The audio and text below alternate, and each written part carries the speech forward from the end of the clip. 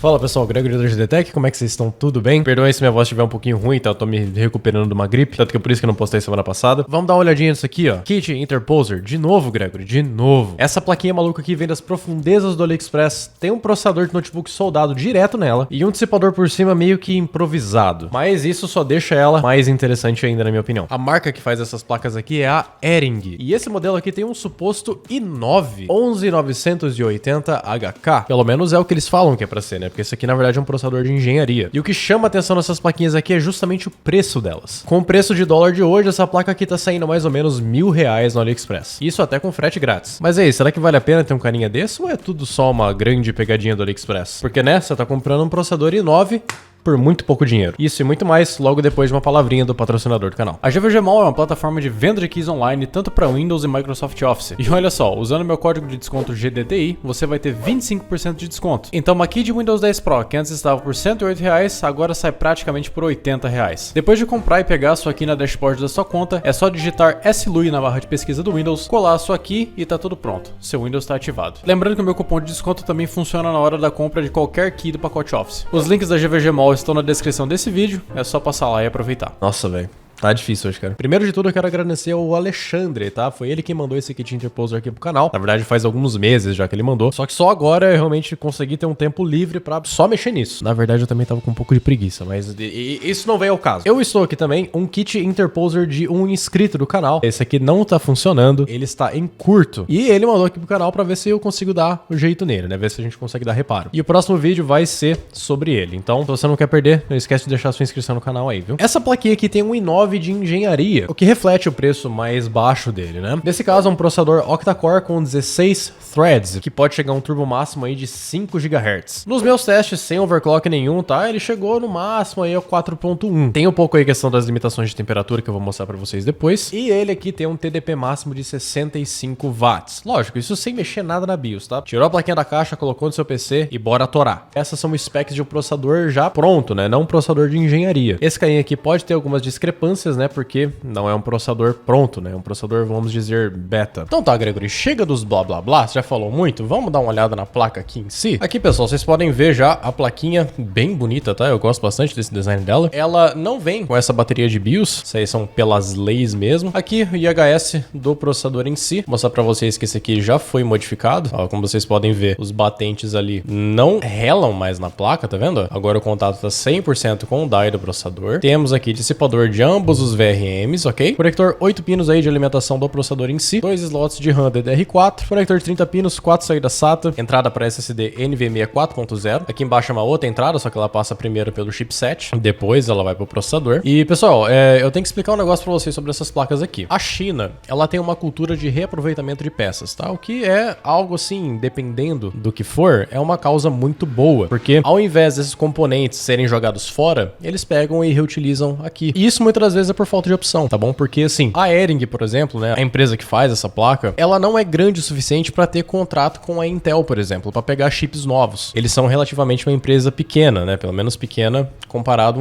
às outras gigantes da tech lá na China. Então, o que acontece com essas placas aqui? Essas placas, pelo menos o chipset e o processador, tá, que tá aqui embaixo do IHS, eles são reaproveitados. Reaproveitados de placas de notebook que tava com outro tipo de problema, reaproveitado de lotes descartados da Intel, muitas das vezes que nem isso aqui é um chip de engenharia. Pra ser bem sincero, eu não faço ideia de como eles pegam esses chips de engenharia, tá? Mas se fosse um processador já de um notebook gamer, um processador já completo, eles pegavam a placa desse notebook gamer, tirava o processador e soldava aqui. E pra ser bem sincero, esse trabalho que a Ering tá fazendo é um trabalho muito bom, porque eles estão reciclando coisas que iriam pro lixo. Nesse caso aqui é bom porque dá pra ver que eles têm uma certa qualidade, uma certa mão boa na questão de escolha dos componentes. Pelo menos na questão de processador e chipset, né? A questão de VRM tem bastante coisa a ser melhorada ainda. E já que eu toquei no assunto dos VRMs, vamos dar uma olhadinha neles aqui. Pessoal, pra quem viu o meu último vídeo falando desses kits Interposer, tava falando justamente do alarme que as pessoas fazem sobre esses VRMs aqui. E assim, tá, eu tenho que falar pra vocês, são VRMs simples, mas a galera tá fazendo tempestade em um copo d'água. A configuração de VRM dessa placa aqui, a gente tem um MOSFET de alta, um MOSFET de baixa e um duplicadorzinho de sinal. É o driver dele, né? Esse aqui é o PWM principal dele, tá? O PWM principal joga os sinais nesses carinhas aqui, nesses quadradinhos menores, e desses quadradinhos menores vão vão pros gates dos MOSFETs, fazendo o chaveamento aí e a alimentação do processador. Nessa placa desse 9 aqui, a gente tem 1, 2, 3, 4, 5, 6, 7 fases. Tem mais 3 conjuntos de MOSFETs aqui em cima, que eu não vou tirar porque não tem necessidade, tá? Eu já tô mostrando esses aqui. Existem modelos mais novos dessas placas aqui que estão usando o DRMOS, tá? O DRMOS é uma tecnologia muito mais nova e ela é muito mais eficiente em fazer aqui o controle de potência do processador, ele esquenta menos, enfim. Esse cara aqui ainda tá usando o esquema, entre aspas, antigo, mas dá conta do trabalho normalmente. A Ering tá vendendo também aquele conjunto de dissipador de VRM no AliExpress, tá? Mas eles mesmos falaram que é um conjunto de teste. Eles mesmos não estão fazendo grana nenhuma. Eles estão cobrando, você tem noção, só o valor da postagem nos correios pra ir pra você. Isso é um ponto positivo pra Ering, tá? Porque eles estão tentando meio que arrumar um problema que, na minha sincera opinião, não existe. Tá caçando pelo em ovo. Por quê? Eu achei o datasheet desses MOSFETs aqui. Se não é o datasheet exato deles, é um datasheet extremamente perto. E, gente, a temperatura de operação desse cara é até 150 graus. E a galera tava reclamando que a temperatura do VRM tava chegando a 70, 80. Tá muito abaixo da temperatura máxima de operação deles. Se vocês quiserem, por algum obséquio, deixar até um pouquinho melhor, vocês podem usar até isso aqui, ó. Isso aqui é uma Thermal Putty, pasta térmica, só que ela é mais grossa. Ela é usada para substituir Thermal Pad. Então, se você quiser, pode comprar um carinha desse aqui, colocar nos VRMs e substituir esse Thermal Pad que tem. Na minha sincera opinião,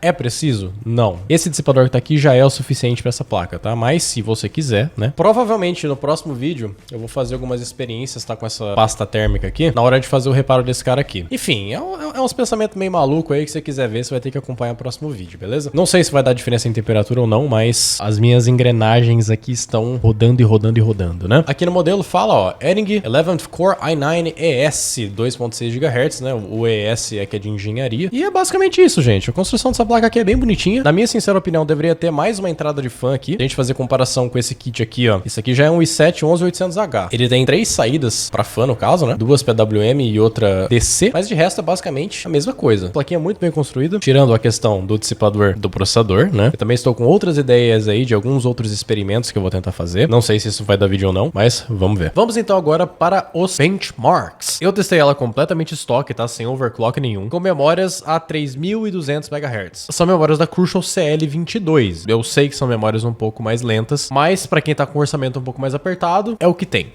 né? Mas, Gregory, por que sem overclock? Eu tô fazendo o teste aqui como se a placa viesse de fábrica. Imagina alguém que tá montando seu primeiro computador, por exemplo. Você realmente acha que ele já vai tacar overclock e fazer um monte de coisa que ele não tá acostumado? Não. Essa pessoa vai querer montar o computador e jogar videogame. A gente sabe que esses kits Interposer não tem uma BIOS nada amigável. E existem, assim, tantas opções que até alguém que é experiente em fazer overclock olha pra tudo aquilo e fica louco da cabeça, porque tem muita coisa mesmo. Então é que nem eu falei, quanto mais simples e funcional, pelo menos por enquanto, show de bola. Tudo isso aí foi pareado com uma RTX 2060 Super da 51 RISC. Kit aí full AliExpress, é louco. No início, com testes básicos ali, fazendo um teste de estresse no CPU-Z, por exemplo, o score tava mais baixo do que o normal. 4.897 pontos de multithread e 490 de em single thread. Para um suposto i9, a gente deveria estar vendo um score muito mais alto. Fui então pro AIDA 64 fazer um teste de estresse lá. Foi então que tudo ficou claro. Só apertar o botão de start que a temperatura da CPU foi lá 99 graus. O sistema chegava até a travar, não dava nem tempo de dar throttling. Após aí eu reiniciar o computador, então eu fui pro Cinebench R23. E o comportamento, infelizmente,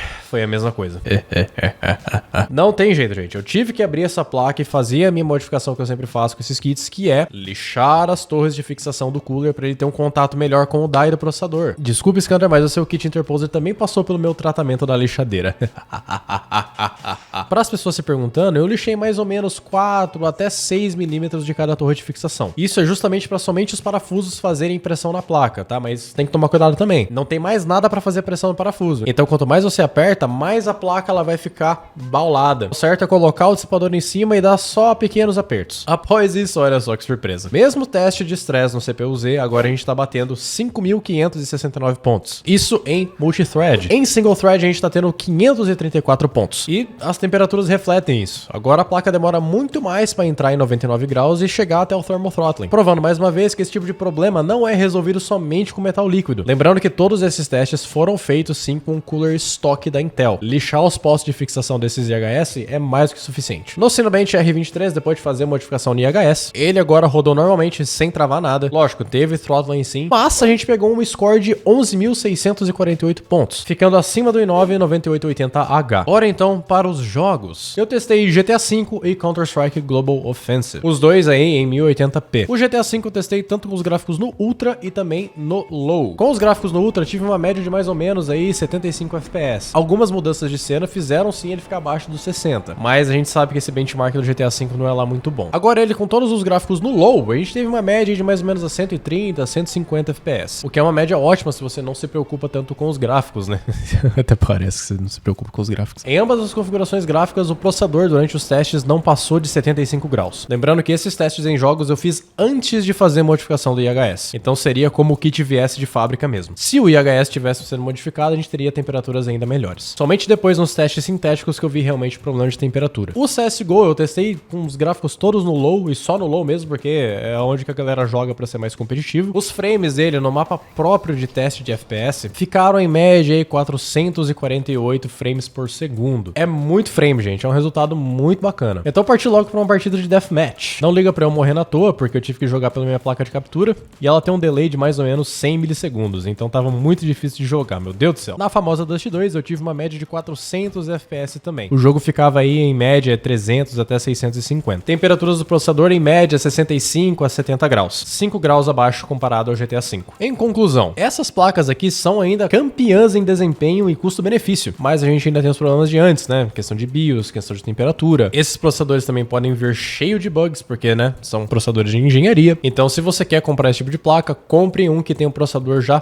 pronto. Para quem que eu recomendo esse tipo de placa? Se você quer montar um PC só para jogos, tá com pouca grana e quer algo simples e funcional, essas placas ainda estão muito atrativas mesmo. Mas você vai ter que arcar aí com um pouco dos problemas de temperatura. Mas é isso aí, galera. Pro episódio de hoje vai ser basicamente isso. Próximo episódio a gente vai fazer aí o reparo desse outro interposer. Dá o like aí, se inscreve no canal. Deixa um comentário também de qual é a sua experiência com esse tipo de placa. Vou adorar saber as suas aventuras aí que você teve com esse tipo de plaquinha, tá bom? Tudo isso ajuda bastante porque dá trabalho fazer esse tipo de vídeo. Obrigadão, pessoal. Até o próximo vídeo. Valeu e tchau.